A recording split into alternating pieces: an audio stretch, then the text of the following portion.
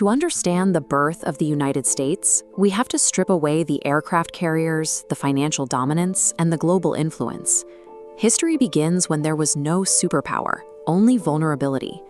The 13 colonies operated as isolated, fragmented territories.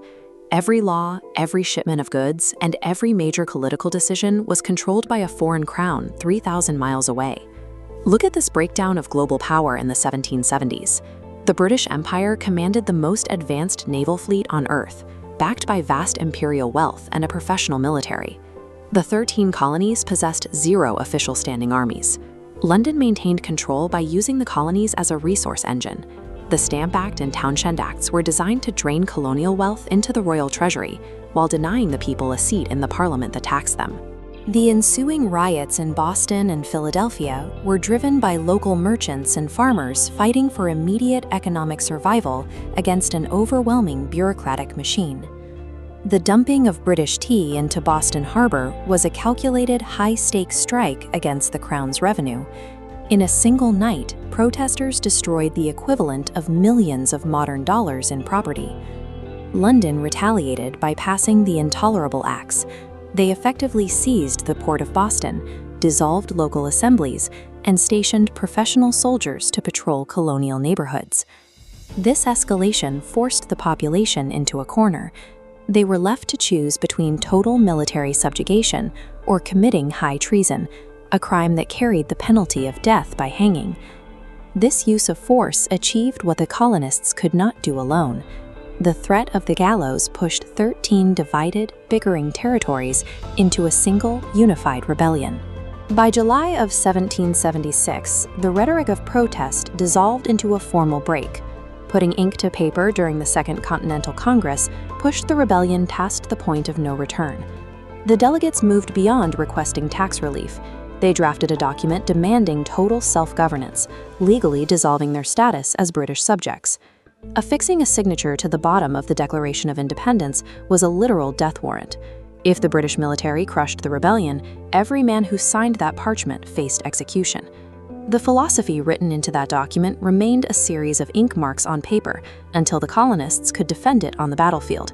High-minded political theory crashed into the reality of combat. Thousands of unequipped farmers stood before a professional global fighting force. Soldiers marched blindly into thick sulfur smoke, trading point-blank volley fire as artillery tore through the lines. The colonial arsenal added to the danger. British infantry carried standardized muskets, while the militia relied on rudimentary flintlocks. Exposed firing pans were unreliable. Damp gunpowder meant immediate misfire, leaving a soldier facing a bayonet charge empty-handed. Outtrained and outgunned, the colonial survival strategy shifted. They avoided large-scale confrontations, favoring hit-and-run tactics and a grueling, multi-year strategy of attrition. As the war dragged on, the most lethal enemy was the environment. Winter encampments decimated the colonial ranks. Starvation and disease took a heavier toll than the British Army, while freezing temperatures killed those without boots or blankets. Morale dropped so low that General George Washington had to launch high-risk winter offensives, like the crossing of the ice-choked Delaware River, just to secure a victory and prevent the total desertion of his troops. Through the darkest months of the conflict, the Revolutionary Army's victory was their stubborn refusal to disintegrate under the weight of the winter. The strategy of attrition eventually eroded the British Empire's will to continue. Years of funding a war thousands of miles across the Atlantic became a political and economic burden London could no longer justify. Against all statistical and military odds, the surrender of the world's superpower at Yorktown ended the conflict. The formal conclusion of the war established a fragile, experimental republic, a government held together by the thin threads of the First Continental Congress and this first flag. The endurance of that amateur army turned a desperate rebellion into a functioning precedent for self-governance.